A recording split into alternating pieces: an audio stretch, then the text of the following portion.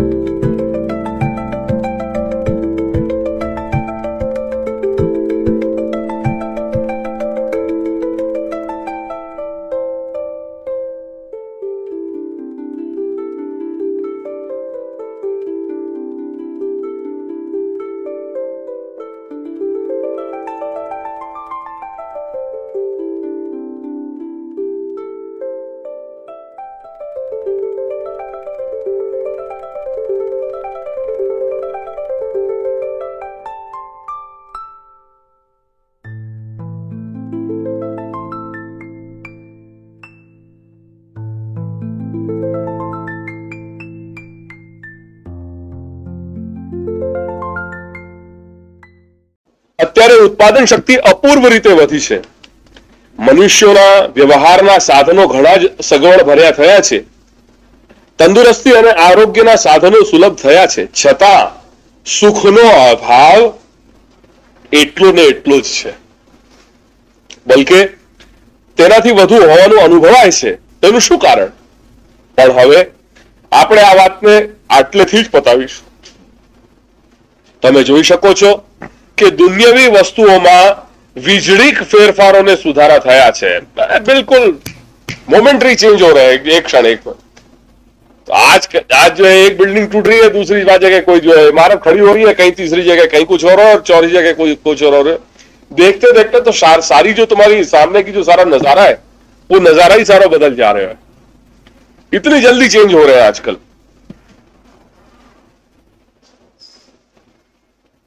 દુનિયાવી વસ્તુઓમાં વીજળીક ફેરફારોને સુધારા થયા છતાં મનુષ્યોની સુખ માટેની તમન્ના એટલી ને એટલી જ ઉત્કટ रही છે. जितने चेंज करते जा रहे हैं और जो रेशियो है वो आपके साथ बढ़ते चलो जा रहे हैं. जहां जहां जैसे आप चेंजेस करते चले जा रहे हो, आपके एक्सपेक्टेशन उतने ही बढ़ते चले जा रहे हैं. जितने आप को चेंज ला रहे हो उतने आपके एक्सपेक्टेशन बढ़ते चले जा रहे हैं. एक टू बेडरूम में जब तक आप रह रहे थे, 2 बेडरूम के साथ साथ जैसे आपको 4 बेडरूम वाले में आपको जाने की इच्छा भाई, आपके एक्सपेक्टेशन 4 रूम के लिए उतने और बढ़ गए और आपने एक्सपांशन किया और आपके एक्सपेक्टेशन बढ़ गए. तो जितना आप एक्सपांशन करते चले जा रहे हो उतनी आपकी एक्सपेक्टेशन भी आपकी जो है एक्सपांड होती चली जा रही है. बाकी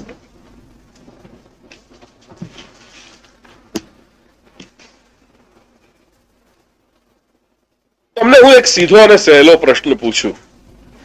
તમારી ઉત્તર દિશામાં જવું હોય અને તમે દક્ષિણ દિશામાં જતી ટ્રેનમાં મુસાફરી કરો તો શું તમે તમારા સ્થાને પહોંચો ખરા? અને પહોંચો તો ક્યારે પહોંચો? ક્યારે પહોંચો એ પ્રશ્ન નિરર્થક છે. આપણે આપણા સ્થાને પહોંચી શકીએ નહીં, ઉલટું વધારે ને વધારે દૂર જઈએ. તો આ બાબતમાં પણ એમ જ બન્યું છે.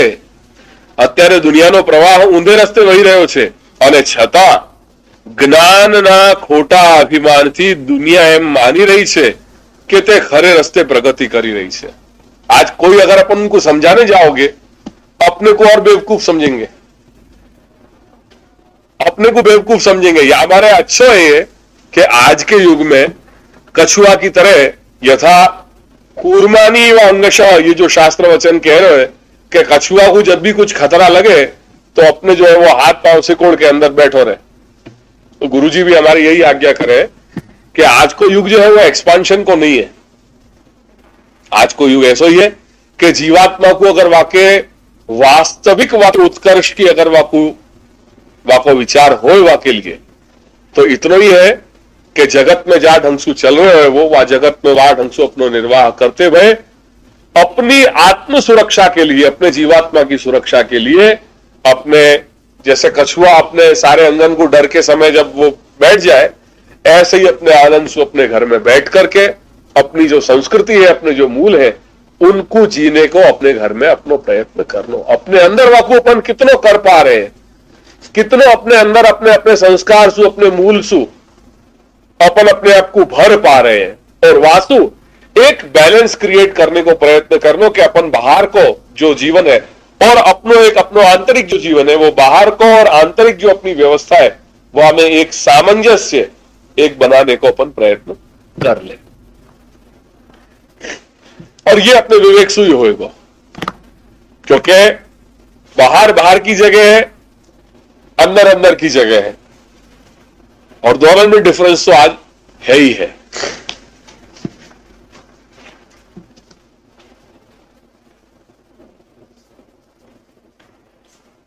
तो દુનિયાનો પ્રવાહ ઊંધે રસ્તે વહી રહ્યો છે અને છતાં જ્ઞાનના ખોટા અભિમાનથી દુનિયા એમ માની રહી છે કે તે ખરે રસ્તે પ્રગતિ કરી રહી છે।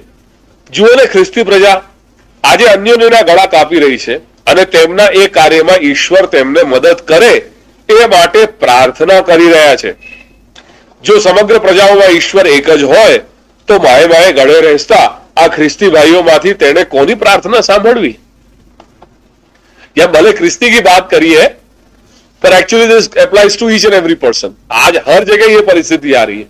आज अपन भी बाकात नहीं है, अपन भी कोई एक दूसरे की निंदा स्तुति करने से अपन चूके नहीं है। जब अवसर आए तो वहां बिल्कुल जो है सत्यानाश कर दे, वहां को ऐसी परिस्थिति है। तो एक ये हर जगह की एक ग्लोबल ये सारी परिस्थिति है। અને તેમની આવી સ્વાર્થમય પ્રાર્થના ન સંભળાય તો પછી કોને દોષ દેશે એ તમને ખબર છે?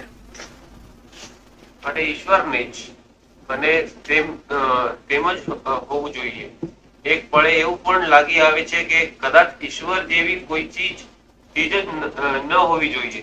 જો ઈશ્વર હોય તો જ્યાં સેંકડો અને કરોડો મનુષ્યોની કતલ થઈ રહી છે અને એથી 10 ગણા નિરાધાર ને પામર બની રહ્યા છે, ત્યાં તે કશું કેમ કરતો નથી? जाको आज पाश्चात्य की भाषा में कहे तो उन पाश्चात्य देशन में अपने लिए एक बहुत उनने ऐसा एक टैग अपने लिए दे दियो है। वो अपने को कैसे बुलावे पता है? पाश्चात्य सारे जो देश है वो अपने यहाँ तरफ की जितने भी सारे जो देश है, हिंदुस्तान और यहाँ तरफ के सारे, उनको क्या कहे? Third world country. क्या बुलाए? वो थर्ड वर्ल्ड कंट्री है ये लोग। ऐसी हीन दृष्टि से वो अपन को देखे। उनके जो भी कुछ कहो, उनके विकास के स्तर में या जो भी उनको आपको संज्ञा देनी हो, विकास की विनाश की, तो सब जो है रिलेटिव सारी परिभाषा है। पर आज अपन को वो लोग थर्ड वर्ल्ड कंट्री माने, मतलब poor country in the sense, गरीब देश।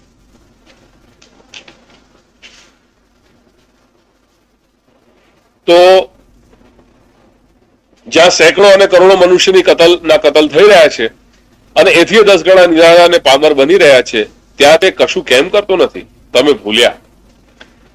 મનુષ્યોનો આર્તનાદ સાંભળી તમે પણ જરા વિવશ બની ગયા લાગો છો ને તેથી આમ બોલો એમાં નવાઈ નથી। પણ તમારે ભૂલવું ન જોઈએ કે જેવું દર્દ ભયંકર તેવો તેનો ઉપાય પણ જલદ। ખ્રિસ્તી પ્રજા ભલે જીસસ ક્રાઇસ્ટને કેવળ નામથી માનતી હોય અને ભજતી હોય એથી કાંઈ વળે નહીં। તેઓ ક્રાઇસ્ટનો અમૃતમય બોધ વિસરી ગયા છે। Love your neighbour as you would do unto yourself, kingdom of God is within you. આ તેનો અમૃતમય બોધ છે। આ બોધનું પાલન તેને કેટલું કર્યું છે?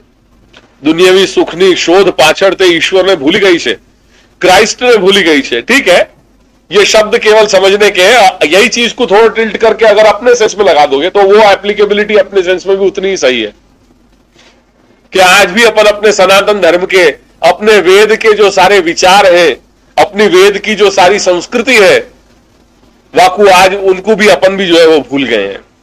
केवल कह रहे हैं कि हाँ हमारा जो हमारी ओळखाण जो है, हमारी ओळखाण वैदिक पढ़ानी से, बोलने के खातिर अपन बोल रहे हैं कि हम जो है सनातन धर्म वाले हैं,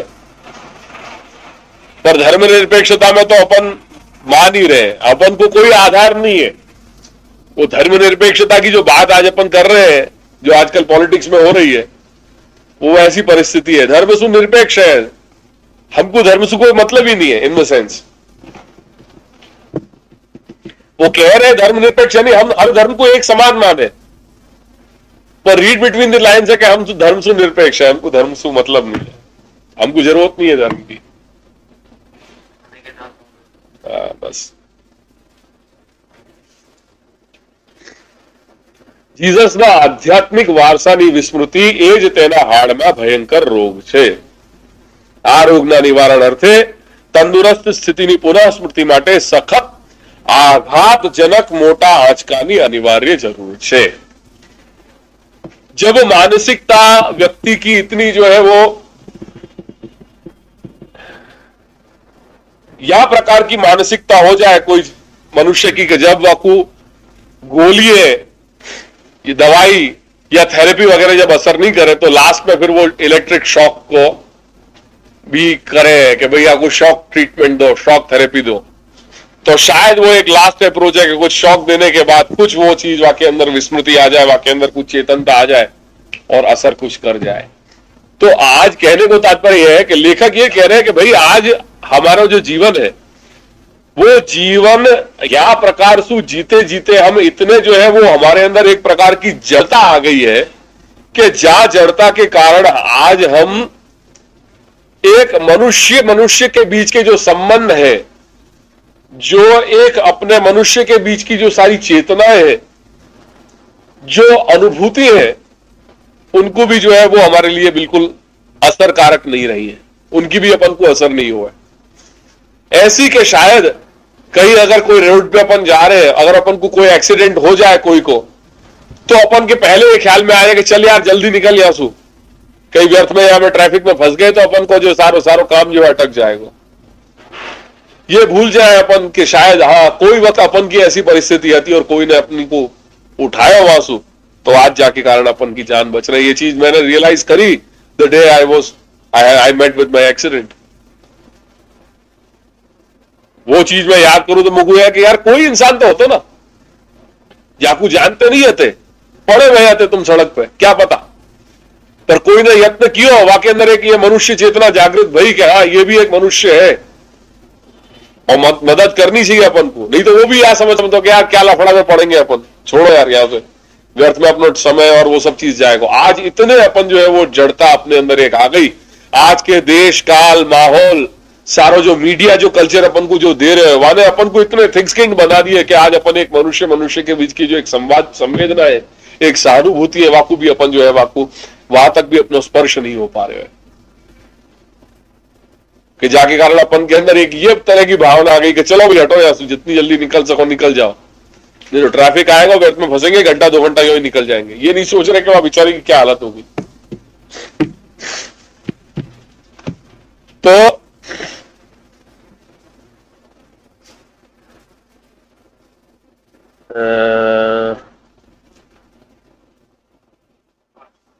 हाँ, આ રોગના નિવારણ અર્થે તંદુરસ્ત સ્થિતિની પુનઃસ્મૃતિ માટે સખત આઘાતજનક મોટા આંચકાની અનિવાર્ય જરૂર લાગે છે। ત્યારે આપનું કહેવું છે કે અમે જે બધા પુસ્તકો કે પાઠ ભણીએ છીએ તે નકામું છે। શું આ વૈજ્ઞાનિક શોધો, પ્રજાકીય તંત્રની ઉન્નત ભાવનાઓ, ઉચ્ચ શિક્ષણના આદર્શો, કલા, કૌશલ્ય અને એવું બધું જે હાલ ઝડપભેર પ્રગતિ કરી રહ્યું છે તે બધું જ નકામું છે? હા અને ના બંને। હા, એટલા માટે देखो कैसा फाइन बैलेंस किए हुए। यह बैलेंस को समझने जैसी बात है कि आजकल जो कुछ भी सब परिवर्तन हो रहा है वो मनुष्य के लिए सही है या गलत है। मूल में मौलिक यही प्रश्न किया है, तो कह रहे कि दोनों सही है, सही भी है और गलत भी है। सही क्यों है? હા, એટલા માટે કે મનુષ્ય જે સુખની પ્રાપ્તિ અર્થે આ બધી મથામણ કરી રહ્યો છે તે અંગે જે આ બધી નવીનતાઓ પેદા થઈ છે તે ચિરંજીવ સુખ એટલે કે સદાય ટકી રહે એવું સુખ આપવામાં નિષ્ફળ નીવડી છે। એથી ફલની દૃષ્ટિએ તેની કિંમત કોણી નહીં ગણાય અને ના એટલા માટે કે જો કે તેની પ્રત્યક્ષ કિંમત કશી જ નથી પણ તેની પરોક્ષ કિંમત ઘણી ભારે છે। મતલબ કે પ્રત્યક્ષતા અનુભવ તરીકે તે નિષ્ફળ નીવડી છે, છતાંય પરોક્ષાનુભવ તરીકે તેની અવજ્ઞા ન થઈ શકે। दृष्टांत के रूप में आज की जो परमाणु ऊर्जा है, शक्ति, और शक्ति ऐसी वो कि जो अकल्पनीय है, जहां शक्ति से क्या क्या नहीं हो सके। सोचो, ये भगवान को जो सारा ब्रह्मांड है, जो सर्जन है, ये जो बहुरत्ना वसुंधरा है, जाको आधार लेके आज अपन बैठे हुए हैं, यहां में क्या खजाना है कि खजाने की खान देखो कि आज अपन हर तरह से वहां को शोषण करते हुए भी हर तरह का वहां को पूरा निचोड़ वहां को कस निकालते चले जा रहे हैं, पर फिर भी आके खजाने को कोई अंत नहीं आ रहे है। इतना ये तुमको देती चली जा रही है। ये जननी कैसी है, ये अपनी मां कैसी है, धरती मां, कि आज अहरनिश वाको अपन वाको जो कुछ भी जितने वाको कस निकले उतना कस निकाल के अपन वाको अपने उपयोग में लाने को प्रयत्न करते चले जा रहे हैं। पर फिर भी या की ममता कैसी है कि या की जो शक्ति को जो ऊर्जा को जो भंडार है, ये भंडार खाली नहीं हो रहा है। और कैसे अपन वहां की संतान है कि जो ये बहुमूल्य जो रत्न को अपन को दे रही है, जाके लिए अपन को शब्द कहेंगे बहुरत्ना वसुंधरा, ये धरती के लिए कि ऐसी ऐसी ऊर्जा, ऐसी ऐसी शक्ति है कि जो अपन को क्या कर सके वासु। तो ऐसी या कोई एक छोटा सा उदाहरण, ये परमाणु शक्ति, ये परमाणु ऊर्जा ऐसी है कि अगर मनुष्य चाहे तो क्या नहीं कर सके, पर वहां को उपयोग क्या कर रहे हैं? एक दूसरे के विनाश के लिए, केवल एक दूसरे के विनाश के लिए अपन या ऊर्जा को अपन प्रयोग कर रहे हैं। नहीं तो सोचो कि या को अगर कोई सही ढंग में अगर अर्थ करना या को उपयोग करना चाहे तो क्या नहीं हो सके। और आज जो कुछ भी कर रहे हैं अपन, ये जितनी भी जो नई नई शोध, ये जो भी कुछ अपन सीख रहे हैं, पढ़ रहे हैं, जो आज के युग में जो कुछ भी कर रहे हैं, जो प्रगति कर रहे हैं, प्रगति से जो अपन को शोध हो रही है, वो शोध अल्टीमेटली कौन के लिए अपन कर रहे हैं? क्या जीवात्मा के विकास के लिए कर रहे हैं या जीवात्मा के विनाश करने के लिए कर रहे हैं? सोचने की बात है। एक उदाहरण है ये परमाणु शक्ति कि क्या अजब गजब शक्ति है, क्या नहीं हो सके यासु, पर सिवाय कि अपन जो है एक दूसरे के विनाश के अतिरिक्त या कोई उपयोग में नहीं ला रहे अपन या शक्ति को। तो ये अपन या को नकार भी नहीं सके कि ये उनकी भले प्रत्यक्ष विषय में ये कितनी कारगर है, पर उनको परोक्ष जो है उनको उनकी अवगणना नहीं कर सके, उनको स्वीकारनी तो तुमको पड़ेगी ही पड़ेगी। खरू जोता आ शोध पाछळ, आ प्रगति पाछळ जे कई अटल नियमो रहेला छे ते खोटा नियमो नहीं। उक्त नियमोना आधारे जे चमत्कारिक शोध થઈ રહી છે તે ઈશ્વરની અભૂત શક્તિનું દર્શન કરાવવામાં સફળ થઈ છે। कोई सोच नहीं सकता था कि कब अपन चंद्रमा पे जाएंगे। 1969 में जब इंसान पहली बार गयो, एक अजूबा बन गया कि मनुष्य जो है चंद्रमा पे चलोगे, अकल्पनीय बात थी वो। उक्त नियमोના આધારે જે ચમત્કારિક શોધ થઈ રહી છે તે ઈશ્વરની અદ્ભુત શક્તિનું દર્શન કરાવવામાં સફળ થઈ છે, क्योंकि इंसान हर जीव जो है वाको अंश है। यासु वाके अंदर यह प्रकार की सामर्थ्य है कि वो ये सब चीजें कर पा रहे हैं। क्यों? हम सब जो है वही परमात्मा के अंश है। पर कम भाग्य મનુષ્યોના હૃદય ઉપર માયાનો આવેશ હોવાથી તેનો ઉપયોગ જન કલ્યાણ માટે ન કરતા તે પોતાના જ વિનાશ અર્થે તે શક્તિનો ઉપયોગ કરી રહ્યો છે. તેમાં વસ્તુનો દોષ નથી, વસ્તુના વાપરનારાઓનો દોષ છે. એક અંડરલાઈન કરી દો, बहुत अच्छी बात कही है. વસ્તુનો દોષ નથી, વસ્તુના વાપરનારાઓનો દોષ છે.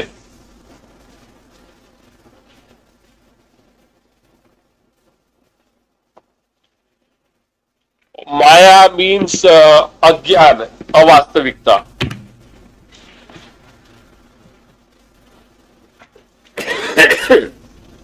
ये माया जो है ना, या के बारे में कभी बताऊंगा, ये भगवत शक्ति है जो अपने को कोई भी वस्तु को सही ढंग से वाके वास्तविक रूप में देखने से अटका रही है. ये चीज एक प्रकार को आवरण हो जाए ना, ऐसे ये माया है. जैसे ये जादूगर क्या करे, एक पूरा इंद्रजाल मायाजाल खड़ो कर दे, यद्यपि कुछ है नहीं है, फिर भी अपन को लगे कि यार ये कैसे कर दे रहा है. को जब वो काट रहे है वो, तो हकीकत में वो वहीं के वहीं है, कुछ भी हो नहीं रहा है, पर अपन को लगे कि वास्तव में यार 2 टुकड़ा कर दिए जाके. तो यह प्रकार सुख वास्तविक रूप में देखने से जो अटका रहे हो ऐसे. फॉर एग्जाम्पल, जैसे कहीं आप यहां देख रहे हो, अगर मैं लाल कलर की चश्मा पहन लूंगा तो तुम सब बैठे हुए मुझको लाल ही लाल नजर आओगे. तो हमें क्या है वो आवरण को, आखिर में कहीं कोई दोष नहीं है, और वो जो आवरण आ गए वो लाल कलर को कहा है, के कारण तुम्हारा जो वास्तविक स्वरूप है वो नहीं दिख पा रहा, सब लाल ही लाल दिख रहे हो. यह प्रकार से माया शक्ति ऐसी है, दिखे नहीं है पर काम ऐसा करे कि वास्तविक स्वरूप अपने को नहीं दिखे.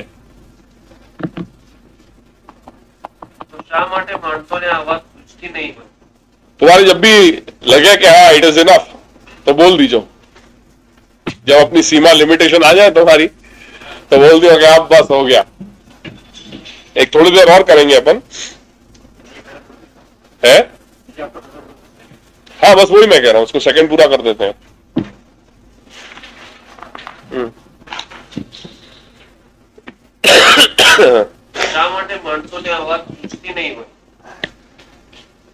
તેમાં જ માયાની અજાયબી રહેલી છે. આ લૌકિક વસ્તુમાં ખરું સુખ રહેલું છે એવું સમજી તે મેળવવાની આશાએ મનુષ્યો તેની પાછળ ધસ્યા જાય છે, અને એક વખત નિરાશ થયા છતાં ફરીને એક સ્વરૂપે કે અન્ય સ્વરૂપે તેને વળગી રહે છે.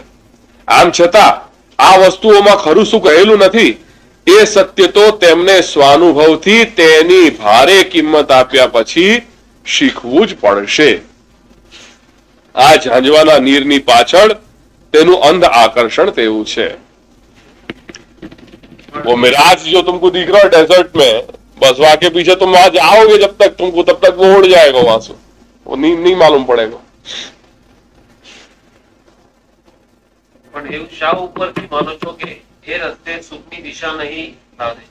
મેં તમને અગાઉ જ કહ્યું છે કે આપણે અમુક દિશામાં જવું હોય ને જો આપણે તેનાથી વિપરીત દિશામાં જઈએ તો દેખીતું છે કે આપણને આપણી શોધ જ ન લાધે. વિશ્વ એ તો એક મહાસમુદ્ર છે, તેમાં વિષ અને અમૃત બંને રહેલા છે. શ્રીમદ ભાગવતમાં સમુદ્ર મંથનનો એક પ્રસંગ વર્ણવેલો છે, તે કદાચ તમે જાણતા હશો. ઉપરોક્ત મંથનમાંથી पहला तो कालकूट विष निकलियो, और जा कालकूट विष को धारण करने को एकमात्र जो सामर्थ्य तो वो तो महादेव में, जाके कारण उनको नाम पड़ गयो नीलकंठ. આવું તીવ્ર વિષય તો શ્રી ભગવાનના વિભૂતિ અવતાર શ્રી શંકર ભગવાન જ જીરવી શકે. તેમ કરવામાં શ્રી શંકર ભગવાનના જેવી ભારે તપશ્ચર્યા અને વૈરાગ્ય જોઈએ. આધુનિક મહામંથનમાંથી જગતને વિષ મળ્યું છે, પણ તેને જીરવવાને જે તપ અને વૈરાગ્ય જોઈએ તે જગતમાં નથી. તેથી અત્યારે જગત તે કાળમુખ વિષનો ભોગ બન્યું છે. છતાં આપણે આશા રાખીએ કે હવે અમૃત લાધવાની ઘડી પણ આવશે. એ ઘડી કેટલી વહેલી આવશે તેનો આધાર પ્રભુ કૃપા અને સત્ય ઝીલવાની મનુષ્યોની દૃષ્ટિ ઉપર રહેલો છે. ये कृपा क्या है, या के विषय में भी आगे या को ध्यान में रखियो। अब आगे जब प्रसंग आएगा तो ये कृपा, ये जो बात कही है, ये क्या वस्तु है या को स्वरूप क्या है, ये भी मैं समझाऊंगा अपने आगे के ग्रंथ में। એ ઘડી કેટલી વહેલી આવશે તેનો આધાર પ્રભુ કૃપા અને સત્ય ઝીલવાની મનુષ્યની દૃષ્ટિ ઉપર રહેલો છે। બાકી જળ વસ્તુઓમાંથી જળ સુખની પ્રાપ્તિ થાય અને અચળ વસ્તુઓમાંથી અચળ સુખની પ્રાપ્તિ થાય, એ સિદ્ધાંત વૈજ્ઞાનિક અને શાસ્ત્ર સિદ્ધ છે। જો અનિત્ય વિકારી વસ્તુઓ નિત્ય અચળ સુખ આપવામાં નિષ્ફળ જાય તો તેમાં વસ્તુનો દોષ નથી। લૌકિક બધી જ વસ્તુઓ વિકારવશ છે, અનિત્ય છે, અને વિકારવશતામાંથી અવિકારી તત્વ મતલબ કે નિત્ય વસ્તુની સ્થિતિ આકાશ કુસુમવત છે। આકાશ કુસુમવત માને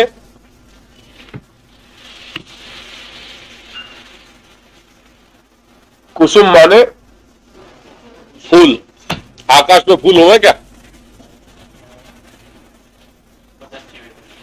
तो आकाश में जब फूल ही नहीं है तो कि फूल की सुगंध, आहा क्या सुगंध आ रही है। आकाश में जो फूल है उनकी सुगंध की क्या कहने। अरे भाई जब आकाश में फूल ही नहीं हो सके तो सुगंध की क्या बात कर रहे हो तू। तो वो वाली बात है कि एक बार दूध में से दही तो बन जाएगा, पर वो दही जो है फिर पुनः दूध में कन्वर्ट नहीं होएगा। तो विकार विकृति एक जो चीज आ जा रही है, फिर वाके बाद या हमारे अपनो जो श्री महाप्रभु को जो एक मत है, वह ब्रह्मवाद के मत को क्या कह रहे हैं, वह को एक और दूसरा पारिभाषिक नाम है। नहीं शुद्धाद्वैत तो है अविकृत परिणामवाद।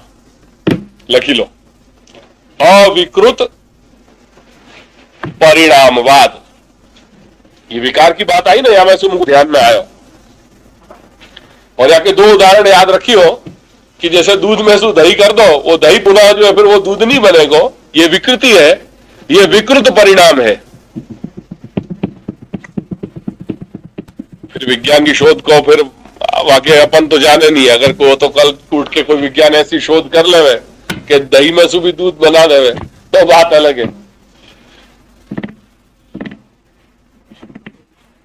दूध में से दही हो जाए और फिर दही पुनः जो है वो दूध नहीं होगा, यानी दूध में से दही होना वो विकृत परिणाम। और अपनो जो वाद है, अपनी जो परिभाषा है, जो अपनो मत है श्री महाप्रभु को, वाको एक दूसरा एक पारिभाषिक नाम है अविकृत परिणामवाद। जैसे ब्रह्मवाद, मायावाद इत्यादि है ना, ऐसे एक और भी आपको ब्रह्मवाद को श्री महाप्रभु के वाद को कह रहे अविकृत परिणामवाद। अविकृत परिणामवाद यानी जहां कहीं भी विकृति नहीं है। जैसे सोने में, सोने का जो है ना वो अविकृत परिणाम है। सोने में जब तुम कुंडल बना लोगे और कुंडल को ही फिर पुनः जो है गला करके वहां की चेन भी बन सके, वो चेन भी जो है वहां को गला करके फिर वहां में कहीं हाथ के कंगन भी बन सके, वो फिर गला दोगे तो पुनः पायजेब भी बन सके। ये क्या है? ये अविकृत परिणाम है, जहां कहीं विकार नहीं आ रहे हैं। सोना सोना ही इंटैक्ट रहेगा, सोने में कहीं कोई दिक्कत नहीं आएगी। अपन ऐसा मानते हैं, श्री महाप्रभु ऐसा कहते हैं कि ये जो कुछ भी ये सारा जो परिदृश्यमान सारा जगत है वो भगवान का कार्य है। भगवान अपने आप को इस रूप में जो है अपने आप को प्रकट करते हैं इस रूप में। इसीलिए इसका वास्तविक स्वरूप ऐसा है कि इसमें कभी कहीं विकृति नहीं है। भगवान अपने आप को इसमें इस रूप में प्रकट कर भी सकते हैं और इसको अपने अंदर लीन भी कर सकते हैं, फिर पुनः कोई और दूसरा सर्जन भी कर सकते हैं, पर उसमें कहीं विकृति नहीं आएगी। जैसे मट्टी में से घड़ा बन गया, उसको एक बार तोड़ दो फिर वो घड़ा नहीं बन पाएगा वो। पर भगवान ऐसे है कि अपने आप को घड़े के रूप में अभिव्यक्त भी करेंगे और घड़े से फिर कोई अपने आप को वो भी रूप में धारण कर सकते हैं। कर्तुम अकर्तुम अन्यथा कर्तुम सर्व सामर्थ्यवान है। कर भी सकते हैं, अकर्तुम जो नहीं किया जा सकता वो भी कर सकते हैं, अन्यथा कर्तुम जो सोच नहीं सकते वो भी हो सकता है। ऐसा है, कर्तुम अकर्तुम अन्यथा कर्तुम सर्व सामर्थ्यवान प्रभु है। तो श्री महाप्रभु ऐसा मान रहे कि ये जो उनको जो मत है वो अविकृत परिणाम है, वहां में कहीं विकार नहीं है। भगवान अनंत नाम और अनंत रूप धारण करके भी क्रीड़ा कर सके। तात्पर्य कहने को ये तो विकृति वाली जब बात आई तो एक सहज एक बात आई या कोई और विस्तार कभी आगे ग्रंथ चलेगा तब कहेंगे। તો એમ જ કહો ને કે જે કઈ દેખાય છે, જે કઈ આ જગતમાં છે તે વિકારી હોવાથી ખોટું છે, અસત્ય છે, માટે તેનો ત્યાગ કરવો। एक मिनट धीरे। जे काई देखाय छे, क्या दिख रहे है?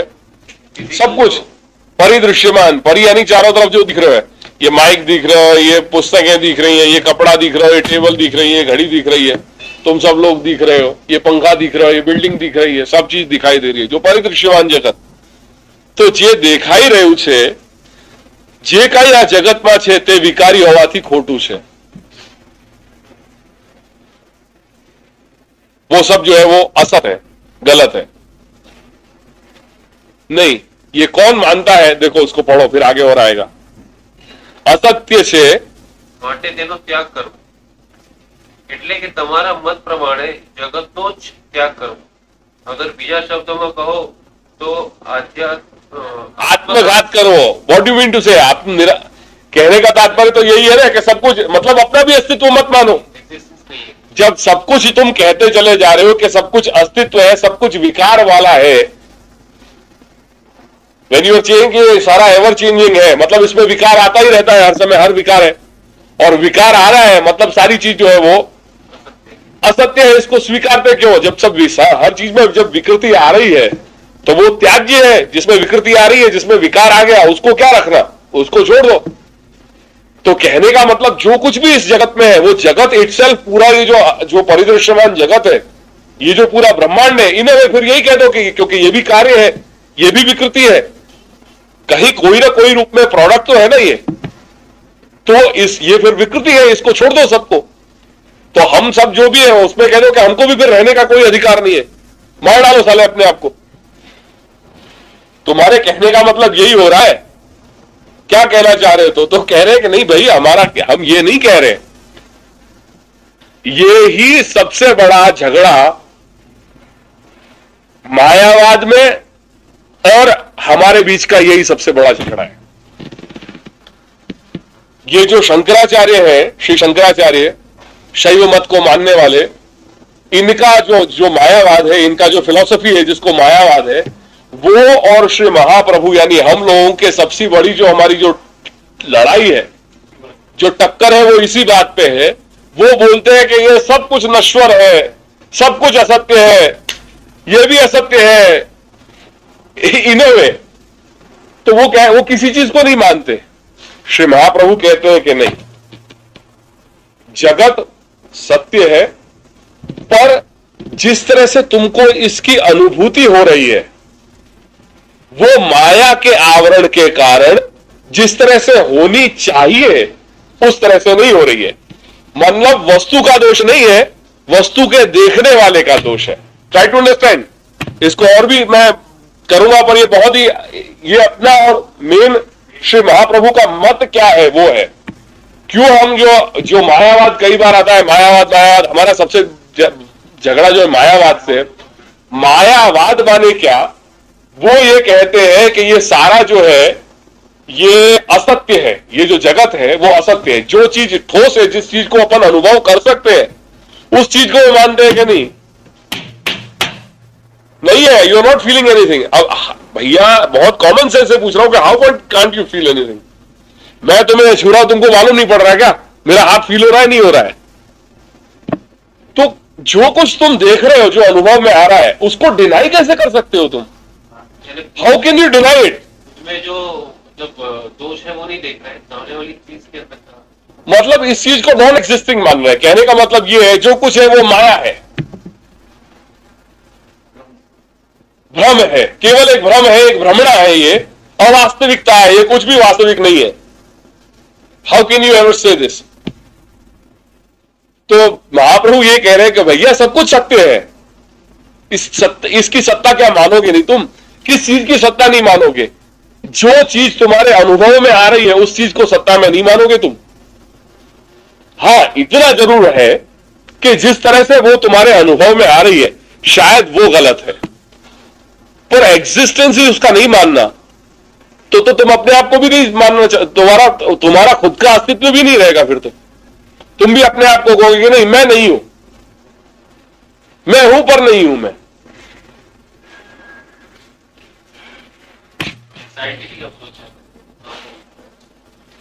नहीं मतलब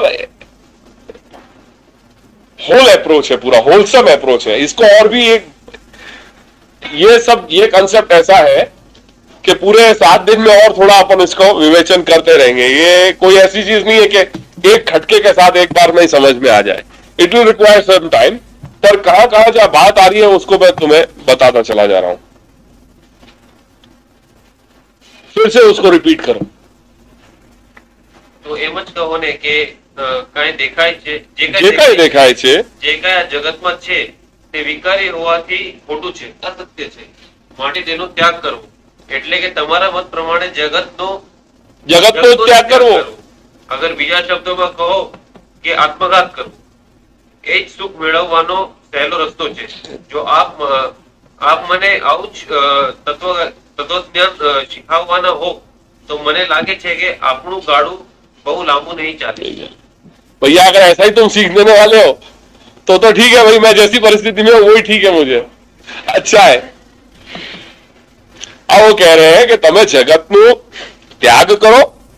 અગર ન કરો અને તેમ ન થઈ શકે તો આત્મઘાત પણ કરો, પણ એથી જગતમાં કઈ ઓછો જ ફેર થવાનો છે?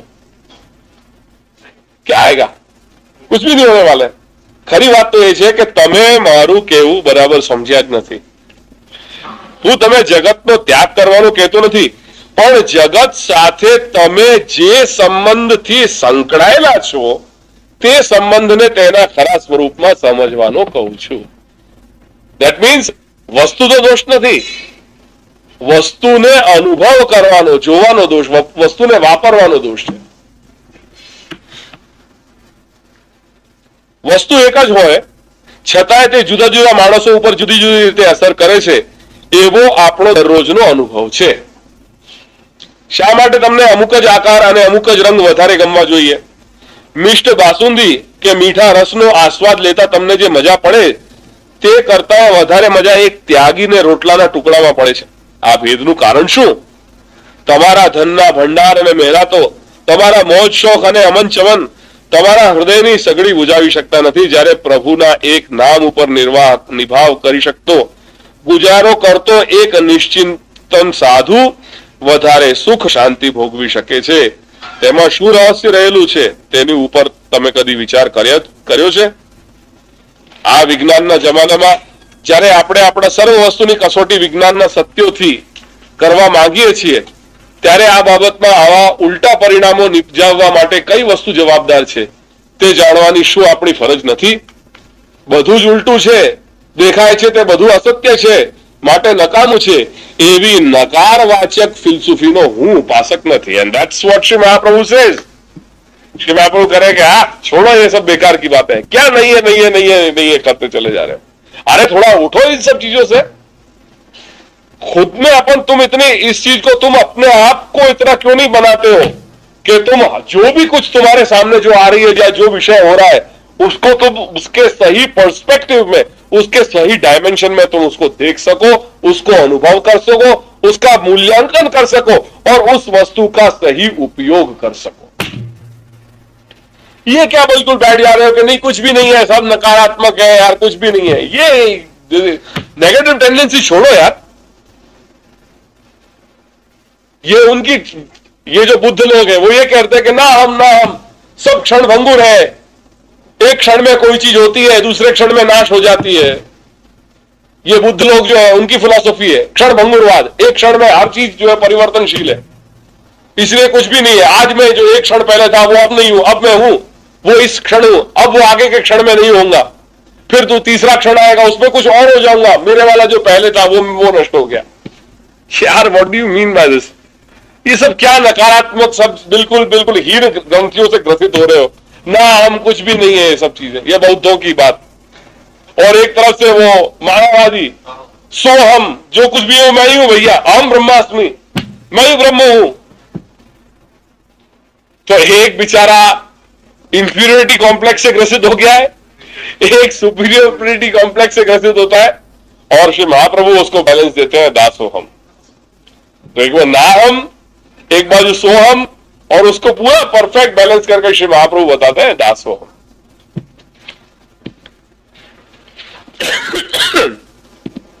ક્યારે એવી નકારાત્મક ફિલસૂફીનો હું ઉપાસક નથી, છતાં એટલું તો ખરું કે વસ્તુને ખરા માપથી અંડરલાઈન, વસ્તુને ખરા માપથી માપવાને આપણી પાસે ખરા માપનો ગજ હોવો જોઈએ। बस इसी का माने है विवेक। इसी को कहते हैं अपनी परिभाषा में नीर क्षीर विवेक। दूध અને પાણી એને જુદું કરી શકાય એવી બુદ્ધિ, નીર ક્ષીર વિવેક એ આપણા અંદર હોવું જોઈએ। હંસ કહેવાય છે કે હંસમાં એ એક વિલક્ષણ શક્તિ છે કે દૂધ અને પાણી મિક્સ કરી દો તો એમાંથી એ દૂધ લઈ લે છે, પાણી છોડી લે છે। એવું વિલક્ષણ વિવેક કહેવાનું તાત્પર્ય ગ્રંથકાર જે લેખક છે એ કહી રહ્યા છે કે ખરું વસ્તુને ખરા માપથી માપવાને આપણી પાસે ખરા માપનો ગજ હોવો જોઈએ। ઘોડું અને ગધેડું એ બે એક ન હોઈ શકે। એ બેમાં શું ફેરફાર છે તે આપણે સમજવું જોઈએ। એક શબ્દમાં કહું તો વસ્તુનું મૂલ્યાંકન કરતા આપણને આવડવું જોઈએ। તથ્ય તો તે છે આ તે ખરું મૂલ્યાંકન કરવાની ચાવી જેવી આપણા ધર્મશાસ્ત્રોમાં રહેલી છે તેવી બીજે કોઈ પણ ठिकाने નથી। बस ये बात अपने बिल्कुल गांठ बांध करके अपने पास अपने हृदय में धारण कर लो कि जो व्यू अपन को अपने धर्मशास्त्र जो देंगे ऐसा व्यू कोई और दे नहीं सकता, और वही चीज सत्य है। इतना जरूर है कि उसको अप्लाई करने का तरीका अपने अंदर एक आना चाहिए। बस हर देशकाल परिस्थिति से हर व्यक्ति जीता है, देशकाल परिस्थिति के अनुसार परिवर्तन भी होने चाहिए। तो धर्मशास्त्र भले आज से युगों पहले जो है उनको लिखा गया है, उनका प्राकट्य हुआ, पर आज भी उनकी एप्लीकेबिलिटी वही उसी जगह पे है, उसमें कहीं कोई दिक्कत नहीं है। उसको अपने जीवन में कैसे अडेप्ट करना है बस वो देखना आना चाहिए। ये बिल्कुल गांठ बांध लो કે મૂલ્યાંકન એ તો ખરું મૂલ્યાંકન કરવાની ચાવી જેવી આપણા ધર્મશાસ્ત્રોમાં રહેલી છે તેવી બીજે કોઈ પણ ઠેકાણે નથી। ભલે તમારે વિજ્ઞાન શાસ્ત્રનું જ્ઞાન મેળવવું હોય तो તમે હાલની देख लो कितना अच्छा उसने बैलेंस किया है। जितना आवश्यक है, जो वस्तु की जितनी आवश्यकता हो उतने प्रमाण में उसको करके और अपना कार्य पूर्ण कर लो। नॉट नेसेसरी कि भाई हर जगह उसमें वो बहुत ज्यादा डीप में जाने की जरूरत है, जिससे अपना कार्य सिद्ध होता हो। कार्यम साधयेत धीमान। बुद्धिमान पुरुष कौन है कि जो अपने कार्य को सिद्ध करते हैं। तो जितनी आवश्यकता है जिससे तुम्हारे कार्य संपूर्ण हो जाता है, बस तब तक उतना उसका पालन करो। तमे हालनी संस्कृति ने तेटला पूर्ति सेवो। आज का जो सिविलाइजेशन, आज की जो सारी पाश्चात्य संस्कृति या जो भी अपन जिसको जो नाम देना हो, जो आज कुछ चल रहा है, उसकी एप्लीकेबिलिटी कितनी है जीवन में। बस कितना अपना व्यवहार जो अपना होना चाहिए उतने निर्वाहार्थ ही अपन को उससे उसका सामंजस्य, उसके साथ अपने को उसका रिलेशन अपने को बैठाना है, वास्तु ज्यादा नहीं, अधिक नहीं। कहने को तात्पर्य है દરેક શાસ્ત્ર પોતપોતાની દુનિયાની વાત કરતું હોય ત્યાં સુધી તો ઠીક છે, પણ જ્યારે તે પોતાની દુનિયાની બહાર જઈ તેની બહારના પ્રદેશો ઉપર આક્રમણ કરવા જાય છે ત્યારે જ વિડંબના ઊભી થાય છે। हर व्यक्ति अपने अपने दायरा में अपनो अपनो काम करे, वहां तक कोई प्रॉब्लम नहीं है। और अपनी जो है अपनी सामर्थ्य, अपनी क्षमता के बाहर जाके अगर कुछ करने जाओगे वहीं पे सारी तकलीफ जो है वो खड़ी हो जाए।